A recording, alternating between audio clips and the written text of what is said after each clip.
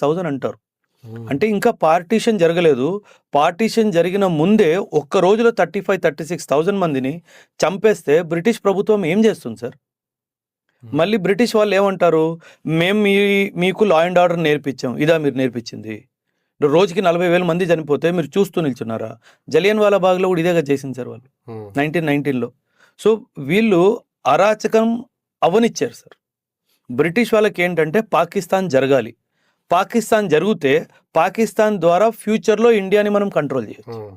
అందుకే వాళ్ళు ఇవన్నీ దగ్గరుండి చూశారు సార్, జరగనిచ్చారేంటి? ఇదంతా ప్రీ ప్లాన్డ్. అండ్ పేరేమిచ్చారు, మాస్ ప్రొటెస్ట్ అని ఇచ్చారు, మాస్ ర్యాలీస్ అని చెప్పి ఇచ్చారు. అందులో వైలెన్స్ గురించి మాట్లాడలేదు, కానీ గ్రౌండ్ మొత్తం ప్రిపరేషన్ వైలెన్స్ జరిపాయి. అంటే మనిషిని మనిషిలాగా ట్రీట్ చేయలేదు సార్ ఆ రోజు. అంటే బుచరీ షాప్స్ ఉంటాయి కదా, ఆ బుచరీ షాప్స్లో మన మహిళల్ని బట్టలు